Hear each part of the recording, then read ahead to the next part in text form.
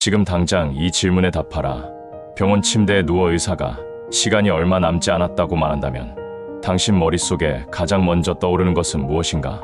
아마 이럴 것이다. 왜 그렇게 사소한 일로 화를 냈을까? 정말 중요한 건 언제나 미뤄뒀는데. 로마의 철학자 세네카는 이미 2000년 전에 경고했다.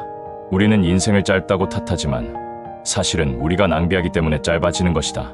기원 후 65년 네로 황제의 자결 명령을 받은 세네카는 당황하지 않았다. 65년간 매일 죽음을 연습해왔기 때문이다. 그가 평온할 수 있었던 비밀을 지금부터 배워보자. 죽음을 두려워하는 자는 삶을 두려워하는 자이다. 세네카의 이 말이 무슨 뜻인지 아는가? 대부분 사람은 죽음을 생각하면 우울해지고 불안해진다. 그래서 죽음을 피하려 한다. 하지만 바로 이 회피가 삶을 무기력하게 만든다. 죽음을 두려워하는 사람은 위험을 감수하지 않는다. 새로운 도전을 피한다. 안전한 것만 선택한다. 결국 진짜 살아있다는 느낌을 잃는다. 이것이 세네카가 말하는 삶을 두려워하는 것이다. 세네카 자신이 그랬다. 젊은 시절 출세욕에 사로잡혀 안전한 길만 걸었다. 로마 원로원에서 황제 눈치만 보며 살았다. 하지만 40대에 코르시카 섬으로 유배를 갔을 때 깨달았다. 내가 지금까지 정말 살았던 적이 있었나? 유배지에서 8년간 홀로 지내며 매일 일몰을 보았다. 어느 날 문득 만약 오늘이 내 마지막 일몰이라면 이라고 생각했다. 그 순간 모든 것이 달라졌다. 바람 소리, 새 소리, 외로움마저 의미 있는 경험이 되었다. 이것이 세네카가 발견한 역설이다. 죽음을 의식할 때 오히려 삶이 더 생생해진다는 것.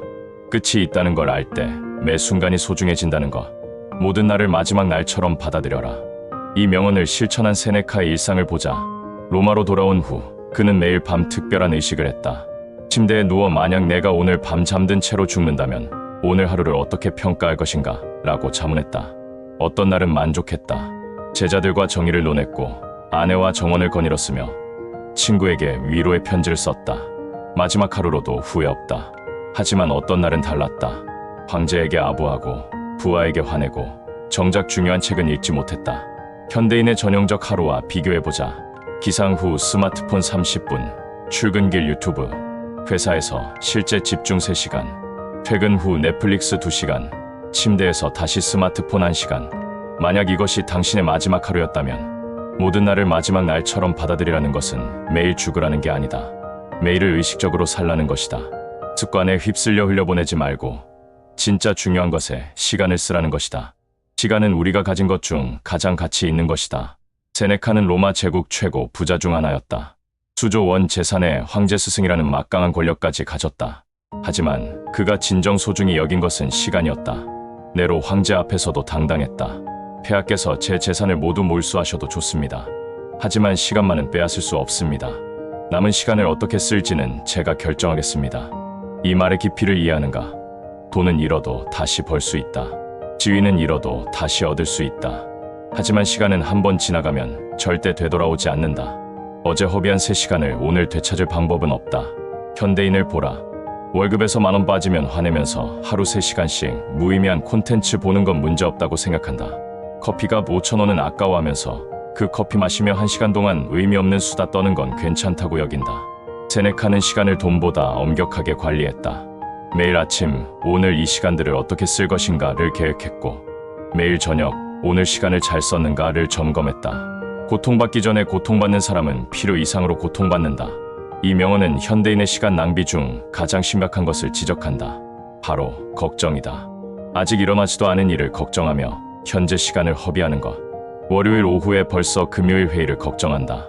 다음 달 실적을 걱정하며 이번 달 일에 집중하지 못한다. 은퇴 후를 걱정하며 지금 이 순간을 놓친다. 세네카가 보기에 이는 시간의 이중 낭비다. 걱정하는 시간도 낭비, 걱정 때문에 현재에 집중 못하는 것도 낭비. 그는 이렇게 조언한다. 미래는 3가지 중 하나다. 일어나지 않거나 예상과 다르게 일어나거나 예상대로 일어나거나 어느 경우든 지금 걱정해서 바뀔 것은 없다. 그 시간에 현재 할 수 있는 최선을 다하라. 운명은 원하는 자를 이끌고 원하지 않는 자를 끌고 간다. 세네카의 이 말은 감사의 철학을 담고 있다. 인생에는 우리가 통제할 수 없는 일들이 많다. 질병, 사고, 경제 위기, 타인의 선택들.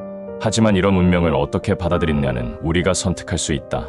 원하는 자란 주어진 상황을 받아들이고 그 안에서 최선을 다하는 사람이다.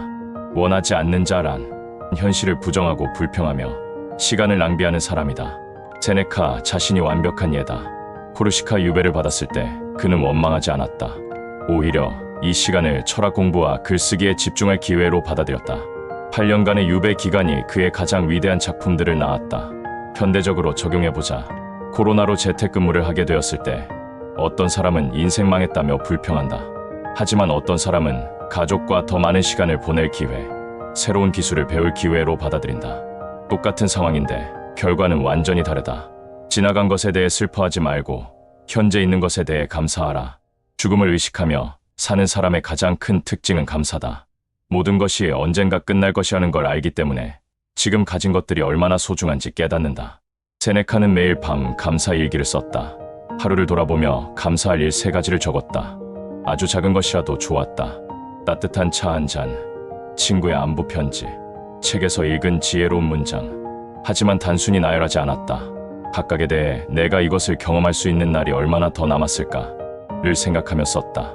그러면 감사의 깊이가 달라진다. 현대인은 반대로 산다. 가진 것은 당연하게 여기고 없는 것만 아쉬워한다. 건강할 때는 건강을 모르고 가족이 있을 때는 그 소중함을 모른다. 세네카는 이를 감사의 맹목이라고 불렀다. 지금 당장 시작할 수 있는 세네카의 죽음 연습법. 매일 밤 마지막 점검을 하라. 잠들기 전 5분만 투자하라. 만약 오늘 밤 내가 잠든 채로 죽는다면 오늘 하루에 만족하는가? 노트에 솔직하게 써라. 만족스럽다면 이유를, 후회된다면 내일의 개선책을 함께 적어라. 아침마다 마지막 선언을 하라. 매일 일어나자마자 오늘이 내 인생의 마지막 날이다라고 선언하라. 그리고 그렇다면 무엇을 할 것인가를 생각하라. 이는 비관이 아니라 현실 인식이다. 시간 도둑을 추방하라. 하루를 오전, 오후, 저녁으로 나누어 시간 사용을 기록하라. 죽음 앞에서도 후회 안 할 일과 시간 낭비를 구분하라. 낭비가 많다면 과감히 줄이고 중요한 일에 투자하라. 월간 죽음 시뮬레이션을 하라. 한 달에 한 번 조용한 시간에 구체적으로 상상하라. 1년 후 죽는다면, 6개월 후라면, 일주일 후라면 시간이 짧아질수록 정말 중요한 것들만 남는다는 걸 발견할 것이다. 감사 깊이 연습을 하라.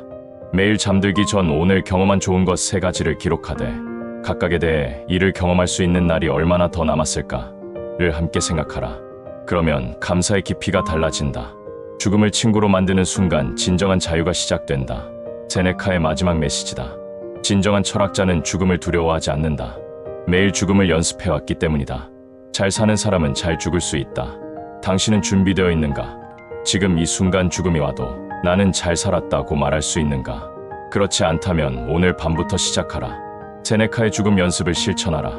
매일 조금씩 죽음을 의식하며 살아라. 그러면 역설적으로 삶이 더 생생해진다. 죽음을 친구로 받아들이는 순간 진정한 자유가 시작된다. 더 이상 두려워할 것이 없기 때문이다.